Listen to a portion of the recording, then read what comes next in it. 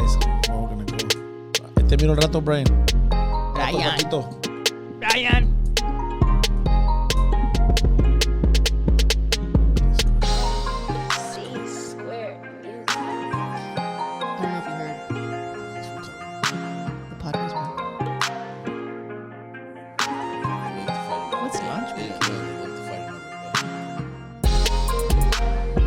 Hater, dude. Did you hear him? This guy's. Let me introduce. Are we ready to introduce you guys? Adam Hater. Adam, fucking Hater Alexander. That's the realest thing ever. Like if you go ahead, do your introductions. I'm gonna put a pin in that. I'll get to that. We're gonna start off. Adam Alexander is the guy to my right. Maggie Magdian is to my left. I don't understand why you have so much hate. I don't have for any the hate. Padres. You should know it better than anybody. Your Boston Red Sox went like 700 years without winning a World Series. 100%. So why are you a hater for, dog? All right, we're gonna think back to remember that scene when Kobe was up. Let's take over his apartment. When Kobe was up 2-0, and they're like, "Why aren't you happy?" He's like, "'Cause it's not over yet. Job's not done." There's not that many Kobe's, dog. Right? And that's what I'm saying with the Padres. Yes, they like won, you're fucking Kobe but it's a series, man. They got 2 more wins that they got to get to call it a victory. I agree. Okay, that's all I'm saying. So all I'm saying is that they won yesterday. What did he say? What did she say? She said victory burned down the gym. and that's like, I'm not hating on the Padres. I really like. I watched the game. I watched fucking Yankees, man. I hate them. Like I watched. But you're from New York. No, I'm not. Born and raised. No, I'm not. Boston. You're in East Coast. What's the matter? Boston strong. Boston. Same shit. I don't want the Yankees winning. Hey, we're gonna buy Soto. We're gonna buy Jazz Chisholm.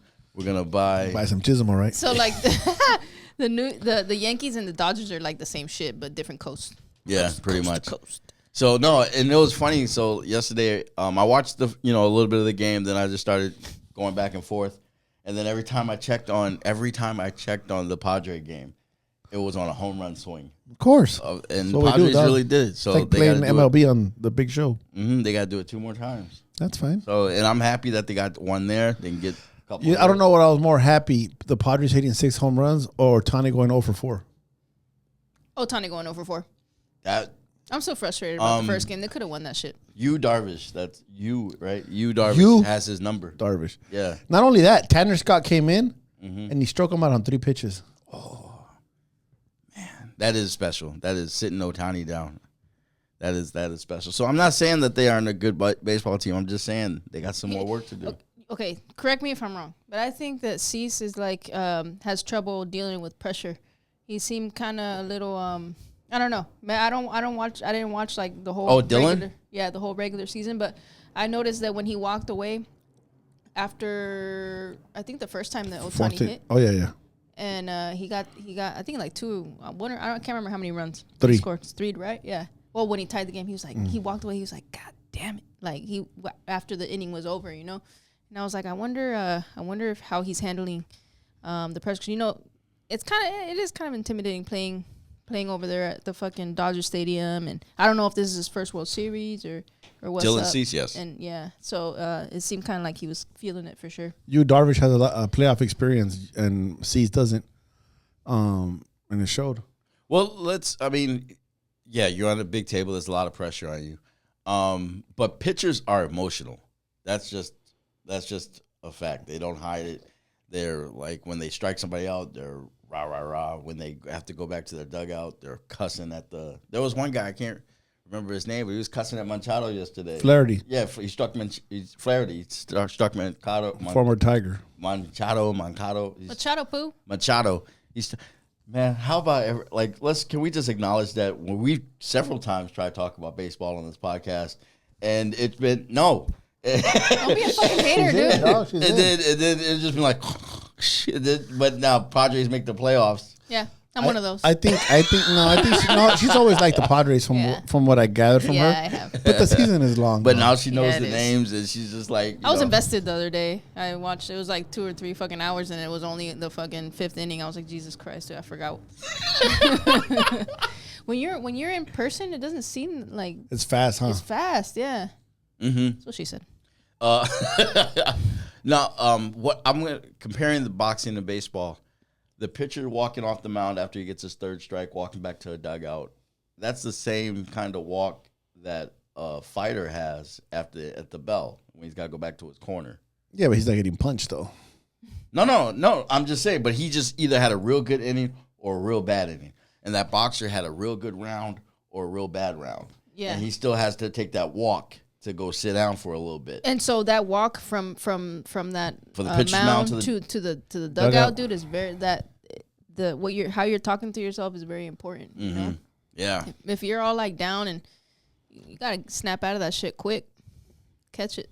It's hard. It's hard. It's easier with said baseball. than done, man. It's easier said than done. But honestly, I think it would be easier with baseball and compared to boxing, just because you're used to like losses and missing. It's so normal, yeah. So yeah, it's accumulative. You know, it's so much. You can have a 500 record in baseball and be a good pitcher.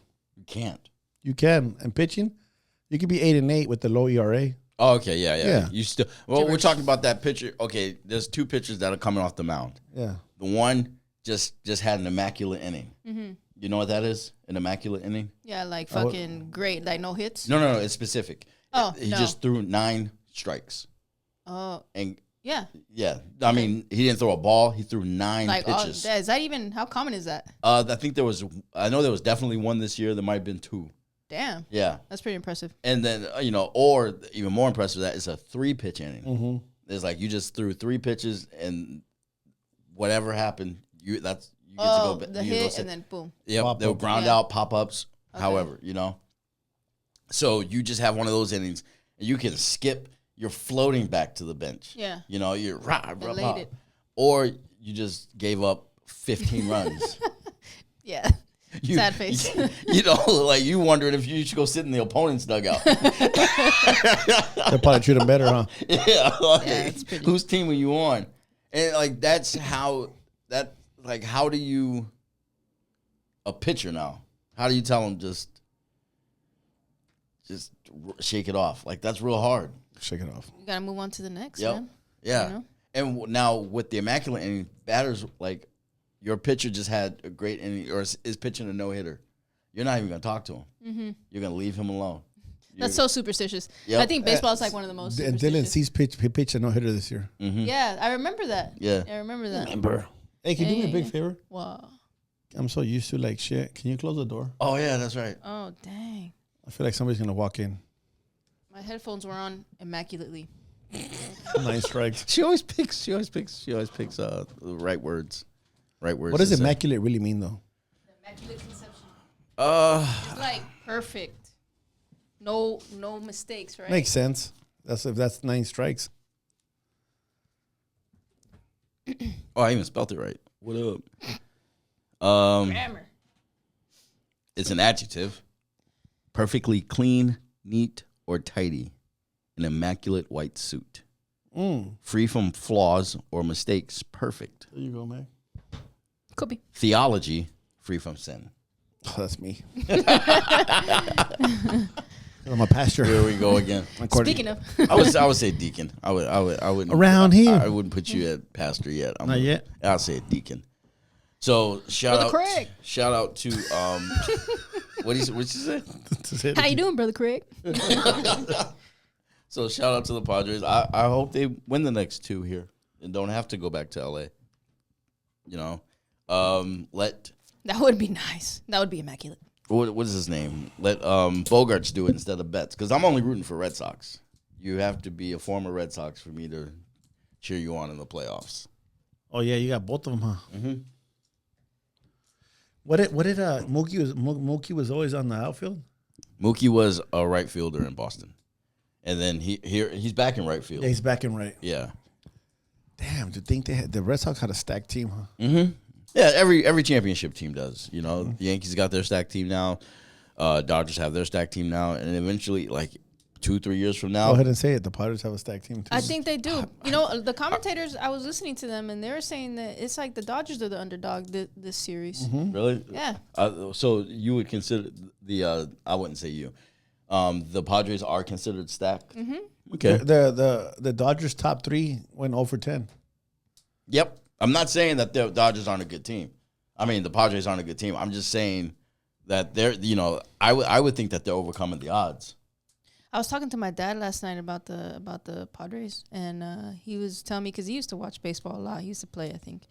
And I hadn't really paid attention to it in the past. It's very, very strategic. And it's pretty interesting to see that side. I used to watch it like when I was younger, when Sammy Sosa was playing.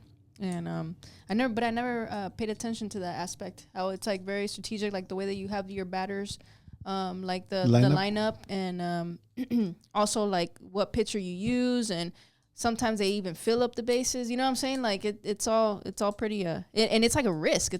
Most of the time it's like it's chess moves. You know, it's chess moves. Yeah, it's pretty cool. You missed it. Baseball there used to be a pitcher, a left-handed specialist. Left-handed. Like a guy who's just gonna go pitch. Hey, their left-hander's getting up. Go pitch to him. Oh yeah. And then he comes down. They're not allowed. Like every pitcher that comes in has to face 3 batters now. Oh, interesting. Yeah. So and now the starting pitcher, like, does he have a certain amount of innings that he has to complete? No, he's just got to face 3 batters. 3, and that's it. Yeah. Okay. Every pitcher, but they call it's called a quality start as long as they make 5 innings.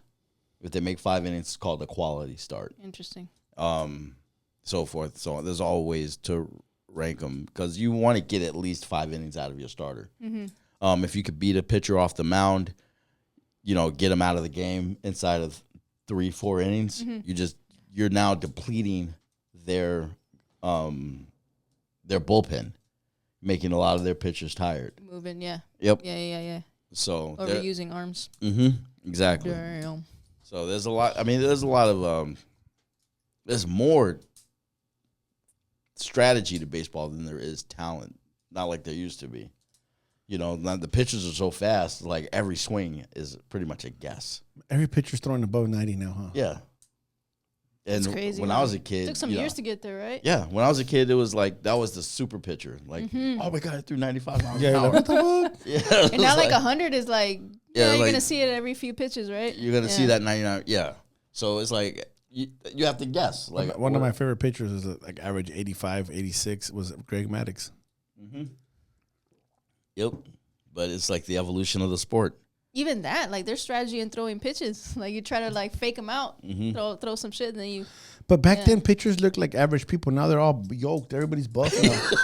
Yeah. Everybody's buff, dude. Everybody's athletic. Everybody's doing CrossFit. I want to see a picture. It seems like they show up to the game drunk before or hungover, and they play. Yeah, back Randy in the day, Johnson smoking cigarettes on the mound. Randy Johnson looked like the redneck that I have at the gym. All skinny and shit. Yeah, he had that fucking what's that? Mullet? Mullet. Yeah, the mullet. Yep. That's so funny. So, I don't know. It'd be interesting to see. Do you guys, if Padres lose, and I don't think that they will. I think that they're going to be able to hem up the Dodgers. But if they do, are you guys done watching baseball, or are you going to watch the rest of the series? I'm done with baseball, though. Okay. Once the Padres are out, I'm done. I used to watch like players that were from San Diego or Tijuana that were in different teams, but right now we don't have nobody like big name like we used to have before.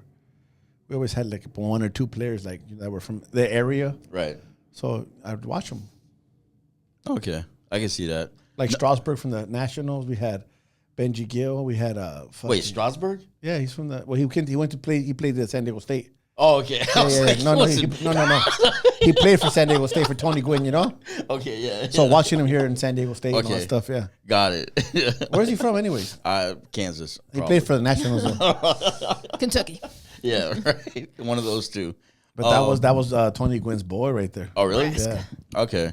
So I understand. No, like growing up Chicago White Sox fan, Boston Red Sox fan, it's like you got 162 games, and then you got to pick another team to watch, to root for.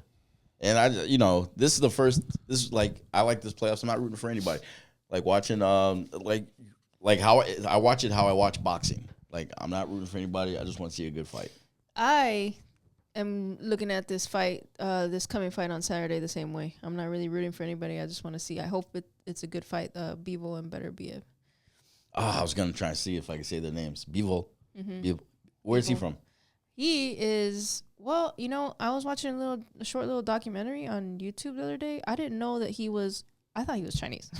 Turns out he's half Korean, and half I can't even remember because it's not even a common place. I can't remember. Uzbekistan? Nope. It's Wow. Nope.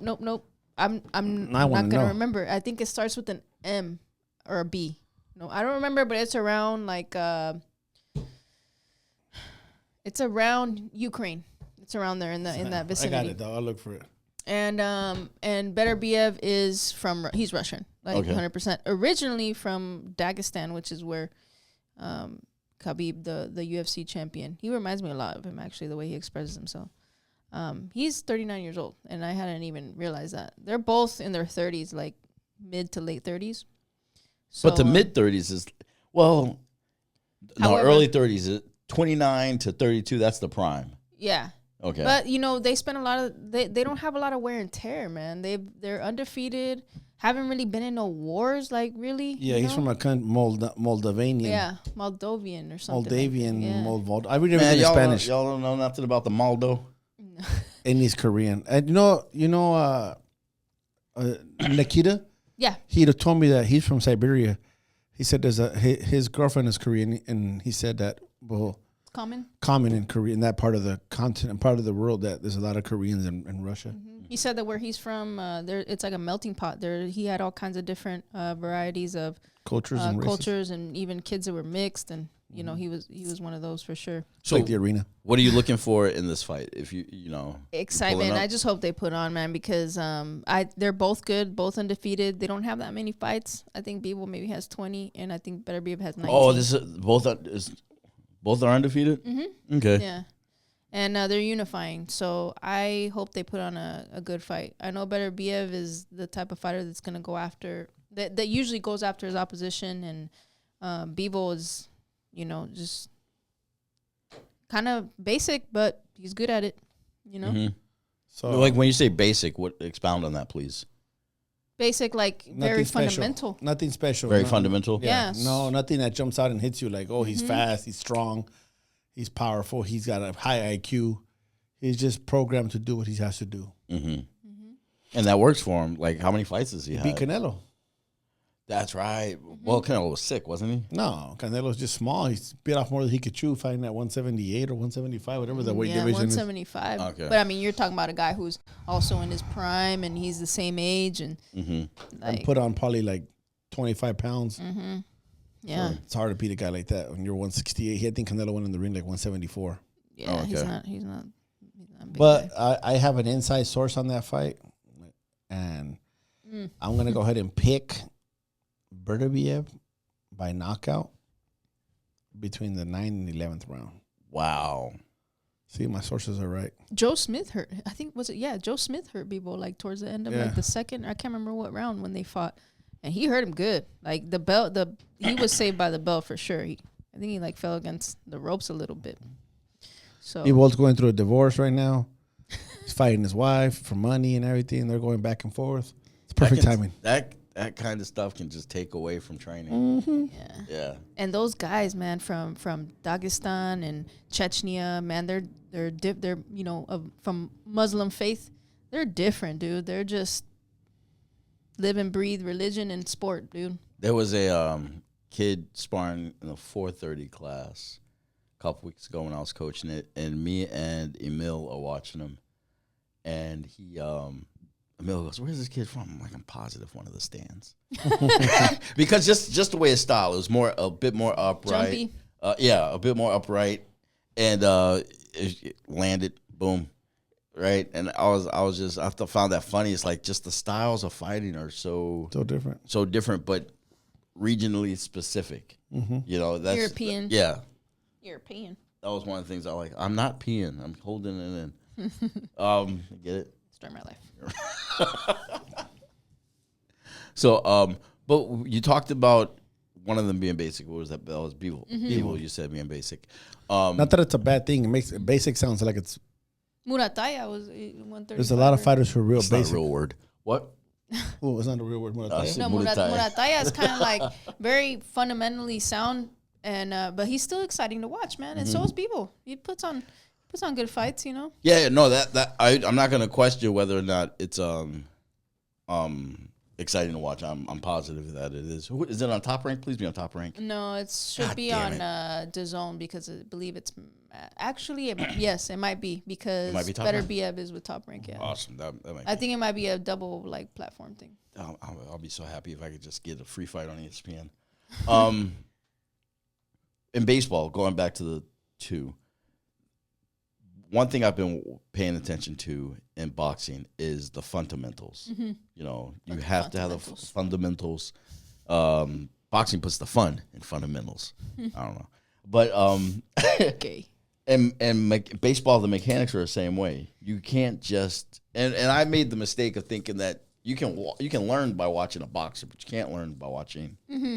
I remember you mentioned that. Yeah, but you can kind of learn from both, but you're not gonna see it unless you study it. You showed me a video. What's his last name? The other day, one of the Padres players, his last name starts with an A, and he was like going through the progression of how he hits. Ariza. Yeah, and it was actually pretty impressive to see the breakdown of how he builds up to hitting actual pitches. He's the one that just won the batting title. Okay.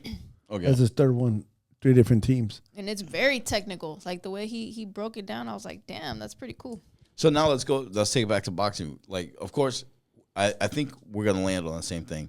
In baseball, the absolute fundamentals, you have fundamentals swinging a bat, fundamentals of catching a ball.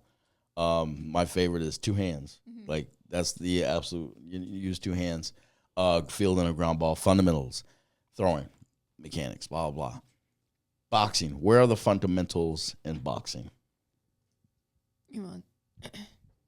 He already knows the question to answer to that shit. Footwork. No, okay.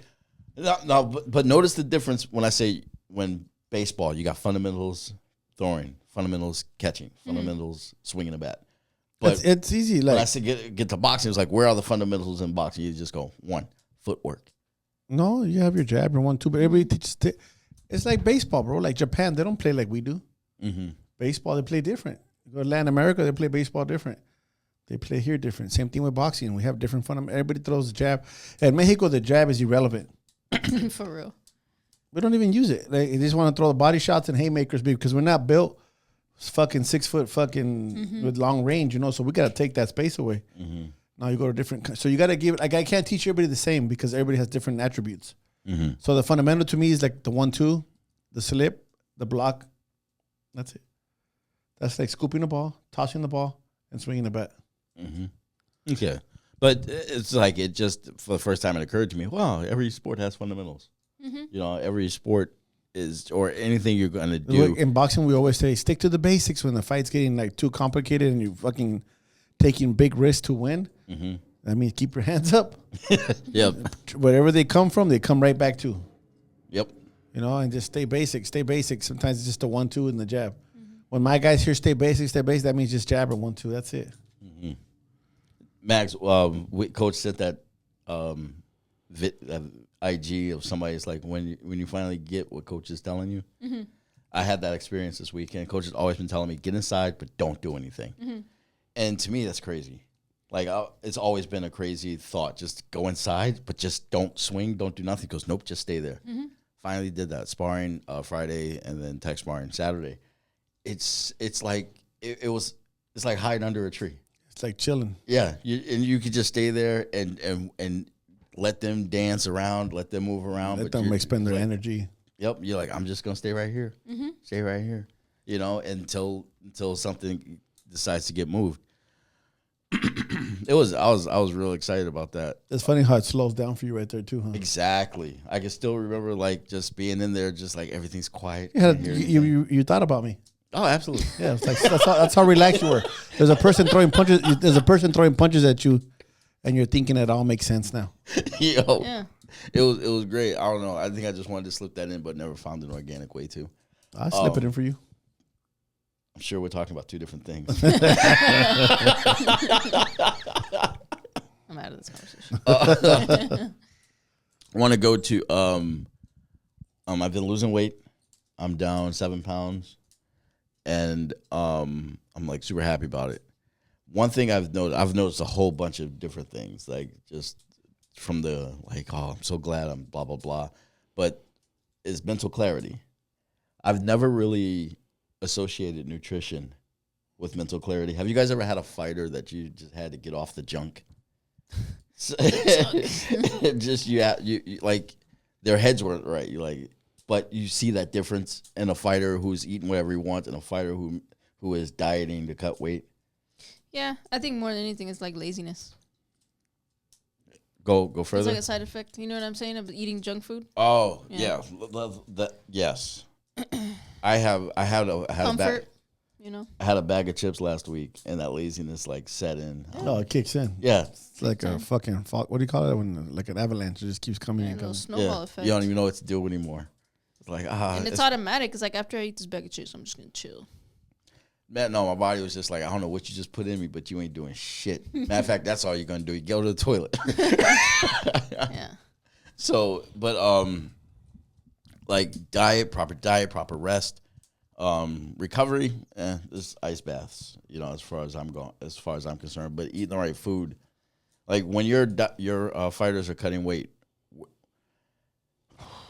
where do you oversee that at all? You just tell them get it done. I used to do it, dog, and it just gets real stressful for everybody. I trust them, and if they can't do it, I'll come in the last day and make them cut that weight. Is it healthy? No, but I don't give a fuck. What's the most weight been cut in a day? 25 pounds. In a day? In one day. Herman Tirado, MMA fighter. Wow. Okay. It's more common in MMA because of their weight classes than it is in boxing. Okay, now I'm going to assume. No, Herman Tirado is a veteran. He fought UFC. I mean, Bellator. He's fought in MMA for a lot. Mm-hmm. I'm in the room with Barrett Yoshida, who's one of the. I remember him. That's my boy, dude. Like black belt, fucking Abu Dhabi, been everywhere, you know. Abu Dhabi's not a real place. Yes, it's it a is. jiu-jitsu No, tournament. I don't know. Stupid ass motherfucker. I'm gonna tell Barrett to fuck you up, dog. It's talking about, but you can clown me. Don't clown Barrett, dog. I'm not. You're getting choked out. Barrett's gonna come. All his ninjas are gonna come take you out, dog. I'm afraid of ninjas. So I'm in the room with Barrett Yoshida, and we're talking, and we're just getting ready to make weight. I had a fighter named War Machine. He got famous for fucking beating up his girlfriend. I got a picture with him in his computer. Oh, okay. Him. How'd you meet him? We were training. I was working out. He was training at this gym on University back in 2013. That's where we're at. About 2013. Yeah, I forget the name of the gym. Undisputed. Nah, it wasn't Undisputed. Oh, a weightlifting gym. Mm-hmm. Yeah. So, but yeah, it's like Sorry. he and I. You know, one day I was just like real. You know, we took a picture together. Just playing with bugs. And then like a month later, that thing happened. But go on. So I'm in the room. Me and Barrett were getting ready for War Machine's already good. Mm-hmm. And then Barrett goes to check on Herman because we're already checking our weights. And Barrett comes in. He goes, "Coach, this motherfucker's 20-something pounds overweight." Jesus. So I go in the bathroom. And Herman could confirm the story. Herman was younger. I respect him. I love him. But at this time, he's a fighter. Okay? And I'm a coach. And I walk in. He's in the hot water. He's in the hot tub in there. And what are you doing? I'm cutting weight. You're not gonna cut 25 fucking pounds right here.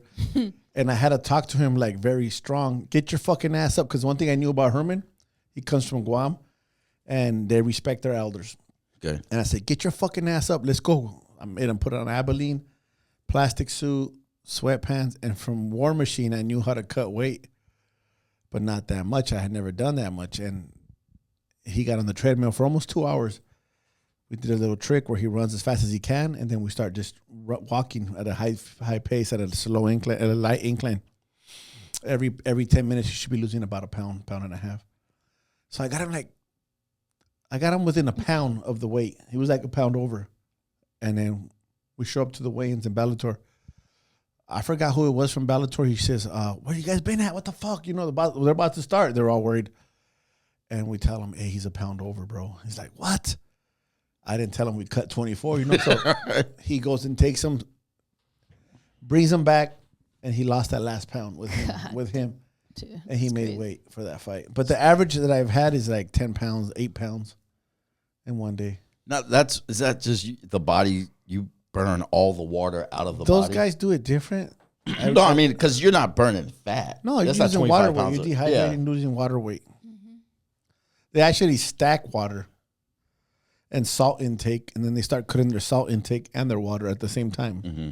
So you flush your body. So I trip out when I see people wearing plastics just for the fuck of it. It's like you're gonna get it right back. Yeah, it's just water weight. But the system that they use, it keeps, I don't know the medical term of it, but it keeps a little gel around your brain. Mm-hmm. It keeps it there the way they do it.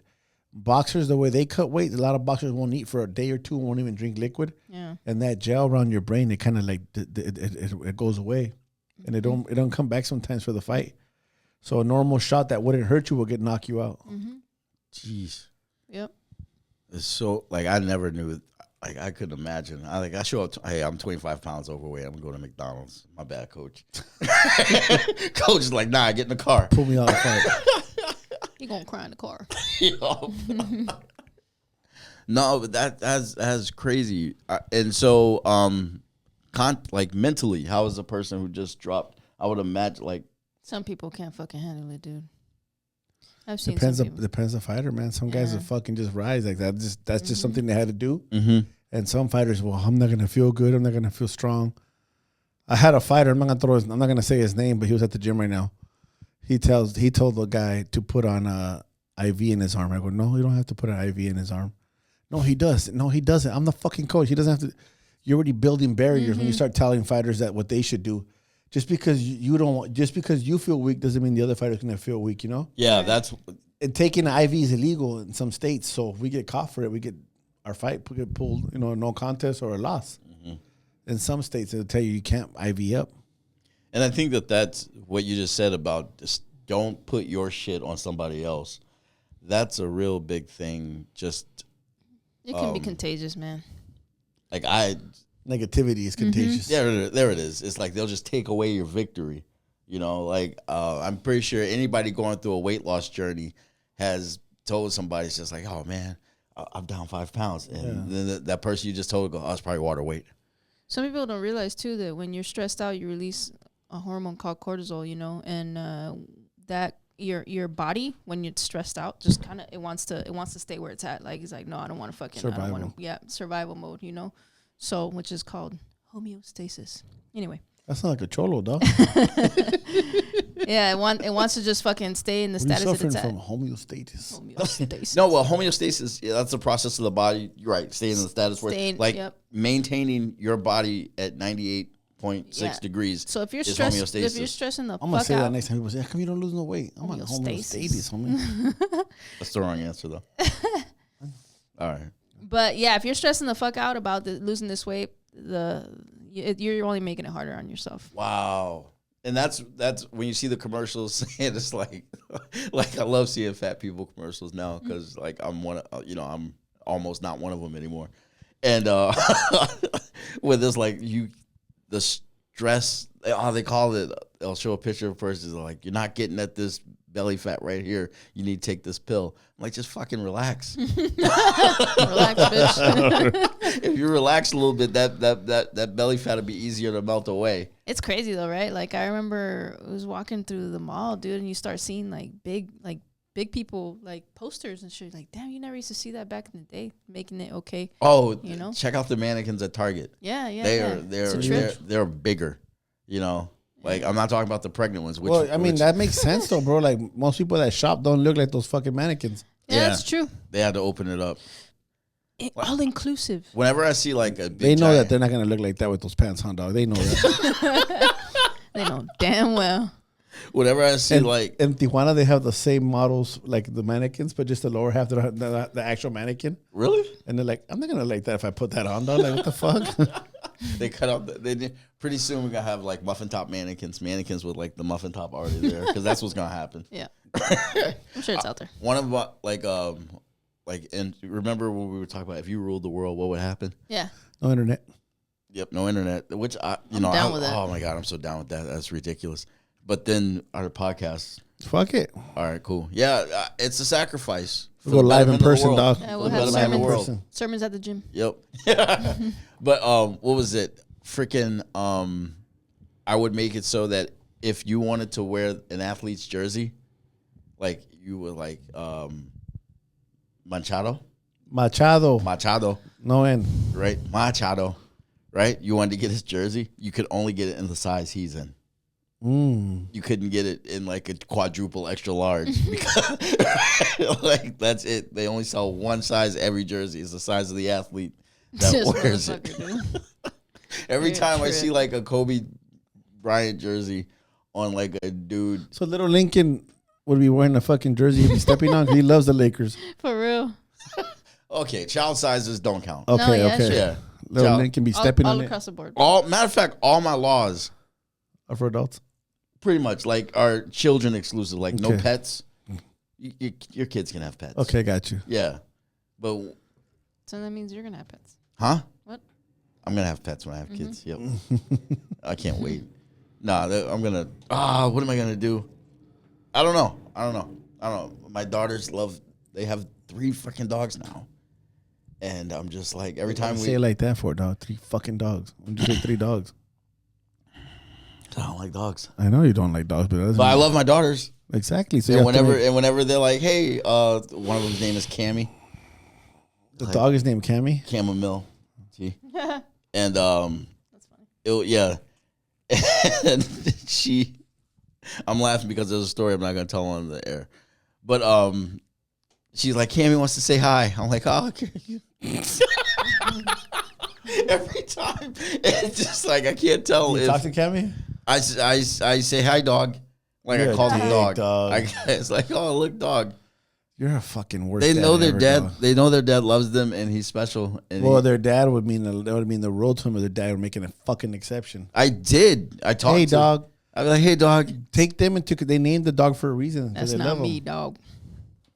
My oldest daughter has a lizard named Lemon, That's different. You don't. and I say, how's Lemon? And she's That's like, see why you talk. To, Damn, you you're don't- favoritising. Yeah, I'm not favorite. I'm an awesome Dr. dad. Doolittle dog. I am a really good dad. Lemon the lizard.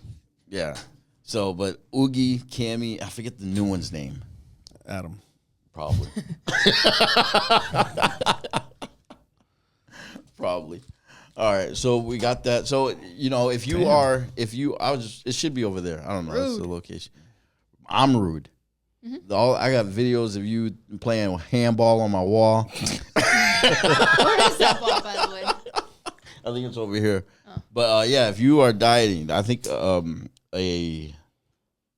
just setting fires in my house for no fucking reason. No, it's not setting fires. It's a fucking incense. That's dead. It's a stick at this point. Is it? Not anymore. Like, I think encouragement or an encouraging factor of dieting is just the mental clarity. It's the mental health aspect of it. Because you aren't as sharp. Your mornings become a lot better. If you don't go to, your mornings become a lot better. If you don't go to bed after eating, like.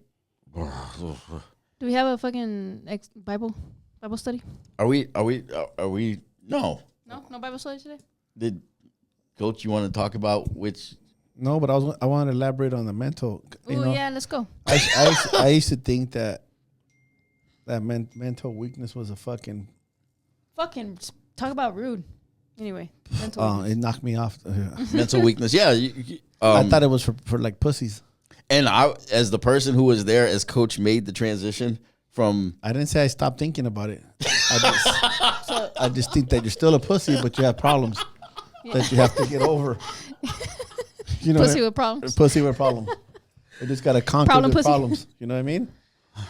Like 'Cause what kind of what? Any kind of challenges, like he said, he wakes up with a positive mind now, so his day's good, right? Yeah, But he's the one that woke up with the bad problems on his own yeah. because he was a pussy. I Stop being a pussy. I said so. Was it? Yeah, Your yeah. shirt says. Yeah, don't be a pussy. Your shirt says, "Don't be a pussy." No, but I was Stick it off the wall. I was telling Adam this morning. It's like I thought about this yesterday. It's like life is an opportunity to experience the world around us, right? And how you choose to experience it is up to you.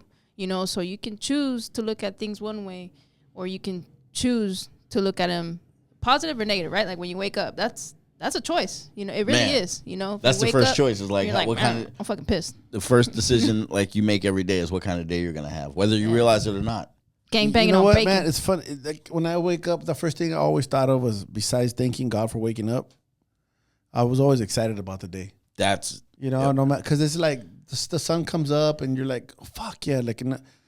Are you still? No matter what problem I have, the problem's still gonna be there. So Yeah. I have to enjoy the day, no matter what. What kind of shifted your perspective on that? What you mentioned, like now it's like pussies with problems. Well, as I started being around fighters, and at first I didn't want to hear none of their problems. Like I don't care what your excuse is. You're gonna fight. I don't care. Let's go. And it just came up. I was hearing it so many problems. So I mean, I was just hearing excuses. So I started paying attention to them. You think that's a generational thing? I realized that a lot of fighters come from broken homes and broken. You think that you're the only one with the problems, but we all deal with them different. I have to understand I'm already older than these kids, and I want them to see things through my eyes, but they're young still. Right. And I couldn't connect with them. Like I didn't understand what the mental weakness was and how to help them navigate it and fix it. So I was already contemplating finding somebody that can do that, but that I wanted somebody that can understand what it's like to fight, not somebody to tell them it's bad to fight. You know what I mean? Because there's people that would be like, well, it's not. Most doctors don't recommend boxing. Like you're gonna get hit. Concussions. Yeah. CTE. And I wanted a strength and condition, a mental coach. I call them mental coaches. Yeah. To not be a crutch for the weakness. I wanted them to be like, okay, let's fix this problem because you're still gonna fight regardless, and let's get over it. And I realized that I couldn't touch that part of their brain. My part of the brain was the abusive part. Like you're gonna fucking run. You're gonna fight. You're gonna fucking respond, and you're gonna do this and you're gonna do that. I didn't know how to reach that part that would motivate them. But that's such a old school traditional boxing way, And it works. Yeah, and it does absolutely. You need that sometimes. But you know what? Everybody talks about Mike Tyson, how Customato, but we didn't. We only saw the videos that they wanted us to see. Customato would hug him and made him feel like loved and he touched parts. And that man, if you hear him speak, he speaks like he's a fucking psychologist. Yeah, that's what I was gonna say. He taught him history. He taught him. He taught him all kinds of shit. Right. So he was there nurturing everything. And then I realized some of the best coaches in boxing are not guys that can communicate a combination. Is guys that their fighters can trust to run through a fire for them. And that's very, very important, that trust relationship. is absolutely huge. Yeah. For sure, man, because, look, you got to take into account what the objective is, Trust is absolutely huge. Going back to what you said about it becoming a crutch or an excuse, it's like there's a thin line. There's a thin line a fighter has to step up to heal and keep fighting. Because a lot of times what weak people, speaking from experience, want to do is excuse themselves, use their trauma, use their inability, use whatever is victimize themselves to, I can't do it, I'm, blah, blah, blah. But a lot of times I think back to when I told Coach, like I grew up bullied from everybody to classmates to my father and physically abused. And I just noticed I was shying further and further away from sparring. So I just went up to Coach and said, hey, Coach, one thing I've noticed is that I'm scared when it comes time to spar. And Coach talked to me about that to an extent where it's like when I go to spar, I'm still like, I'm about to get hit. But one thing that puts me at ease is, yeah, Coach will be there. You can trust Coach. You trust Coach. He ain't going to let nothing happen to you. And so it's like I didn't get to use my trauma or my fear as an excuse to not participate. I saw that as something I had to get rid of in order to participate. Yeah. So you do, when you're healing from these things, you say, oh, I'm healing, so I can't do that. You're not healing. Yeah. You're never going to heal. Yeah. That emotional trauma, we just know how to channel it. Because I have my emotional stuff too that I can never conquer, but it's still there. And it's like this, like I have sparring sometimes and I do this in sparring. Obviously, I won't do it. You won't get to a fight with me if you think like that. But I've had pro fighters, I've had members, I've had amateur boxers come up to me when they know it's sparring day, and they'll be like, "Coach, my just want to let you know my wrist hurts a little bit. Well, go fucking run. Go do something else. No, but I can spar. No, you're already preparing your excuses. So when you have a bad day, don't fucking tell me shit. Go run. And I don't want to hear shit. You know, oh, I didn't sleep. That's too bad. Or if they tell me they didn't sleep, I'll send them. I don't know what they're going through. I know them. I know if they got in some fucking booty. I know if they fucking stayed up all night. I know if they drank. I know if they smoked. I know it all, you know? So they can't lie to me. One thing I don't like is them coming up to me like, oh, Coach, I got a cramp in the back of my legs. You're not sparring today, bro. And they know that. So you got to fight through it. I think that's the biggest sign of healing is your ability to compartmentalize and just say, I need to do this. Yeah. I got to do this regardless. Now, I'm going to ask Maggie a question because for me, I might have said something right now that I want to see what her point is because I said, you'll never heal. Mm-hmm. I don't know if that's, I heard that. I don't know if she agrees with that because I feel like there's some traumas in our life that make us who we are in the ring. Mm-hmm. And if you heal those, you become soft in the ring. You know what I mean? And so sometimes you heal, but you don't forget. I don't know. Yeah, absolutely. You know what I mean? It's always going to be a part of you. There's certain parts of that memory that you're just never going to forget. However, it's your response to it really that changes, and every day is a work in progress, you know? Mm-hmm. You may think, well, I've never healed. Every day you're literally on like the path to fucking heal or whatever the fuck you want to call it, you know? So there's a lot of things that each and every one of us has experienced life in different ways, and my hardest moment can't be comparable to your hardest moment, you know what I'm saying? Like it's your experience. But absolutely, it's always going to be there, but it does make you part of who you are. And your response, and that you got to remember that doesn't define you. It doesn't define who you are. It's really how you respond to it and how you like use it to help you be better, you know? Yeah. I think about, you know, you've ever broken a bone? Fuck no. Okay. Neither have I. All right. But your dumbass has. I know you didn't ask me, but I got yeah.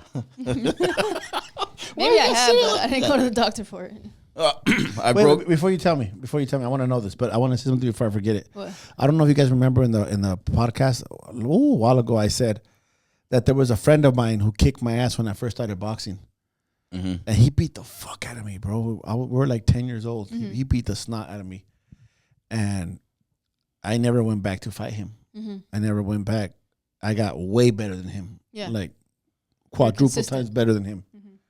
And one day he asked me to spar if I wanted to get it back. But he knew I was going to kick his ass. Yeah. And I told him no. And he said, why? I never want to forget the way you kicked my ass, how I felt. Okay. If I beat him up, I'm going to forget that. So we can excuse we don't need to go to the broken bone thing. We can still right there. You completely healed from that beating he took. I just didn't want to forget how I felt. Yeah, right, exactly. Use the memory. Yeah. The healing is, you can heal. And I think... I heard, you know, I think everybody's heard this line in one form or another is like, my scars show that I healed. Mm-hmm. So the scar is still there, but you've healed. Mm-hmm. You know, it's like, it's you ain't bleeding no more. It's a bit tougher even. So he said that made him more scared. Never ask you again. That was your one shot. He's like, fuck, you don't want to fuck me up? You don't want to spar me because you're going to fuck me up so bad that it'll make you forget it. Like, and I go, no, because if I knock him out, it just feeds my ego. Yeah, absolutely. That's what I was going to elaborate on. It just feeds my ego. Yeah, it's all it does. And that's, you know. And the egos, you're like, could be your worst enemy. So much humility. You know what, though? Yeah, so much because I was going to say, I do commend you, even though you are very traditional in the sense that you know, you have your way of coaching. However, you're still open-minded. Yeah. And not every coach is, and that's huge. It's fun. Like it's a key, because if you don't have that aspect, it's very hard to progress, and not just in coaching, but like in life too. Yeah, you know? It is like that. It allows growth. Like if you can't, if you're not a learner, you're not gonna grow. Yeah, like that's just it. If you're somebody who's like, I know all that there is to know. Oh, good. you've capped out. That's one thing I hate, and I know you've had you've coached when I'm not here, and you coach sometimes. You help me. I see you coach on the weekends, and I see you coach some people. One of the worst things you can tell me is I know. Like when you tell somebody, "Hey, do the 1-2," I already know.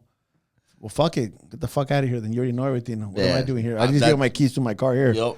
You want my car? You want my fucking wallet? Here, take all my shit, dog. You know everything. That's the last thing I'll say. That's the last thing. Hey, you need to. I know. Okay, cool. I'm over here now. Yeah, like that, you know everything. Is that what you're gonna say right now about broken bones? You break your bones and you heal? Yeah, you heal. It's just like the memory. Like you break your leg skateboarding, and you heal. You're not gonna quit skateboarding. Your legs. You're 100%. You got that.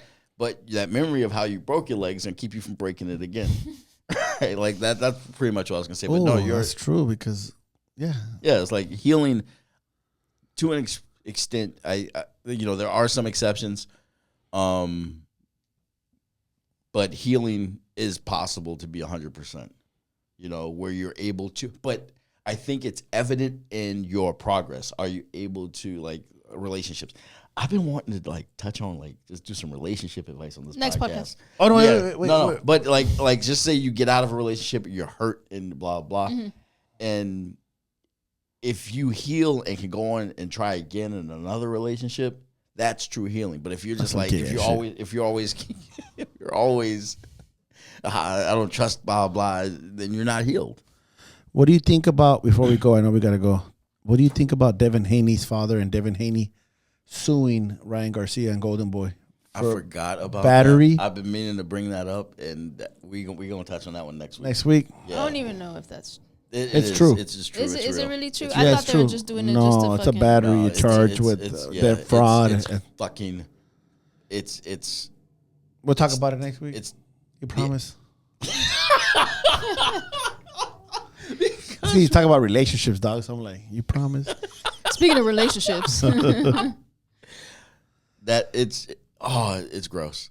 I don't have no experience in relationships. I've been in doing life already, dog. So you guys are gonna have to touch on this shit. No. I would just somebody. If you are in a shit relationship or having troubles getting into a relationship, email us some relationship questions. I would just like to see how we field a couple relationship. I like questions. Not just. I'm gonna send some questions myself. Yeah. Between the Bellz, random. This is Joe Vargas. Yeah, just shoot one our way. Ask us, we'll help you out. All right, because those who can't teach. All right. Peace out. I can't. I just teach too. All right, you guys. I shouldn't have let him know where the buttons are. Turn it off. Oh, that was it. One more time. God damn it. All right, you guys know you can't end like that. Why not? You guys know what to do. Subscribe, comment. All right? Ask questions and shit. Tell your mom about this fool. Yeah, tell your mom about this fool right here. We'll do it. This has been a Point and Yell production. Yeah, I think the words, but sometimes they don't come out of my mouth no good.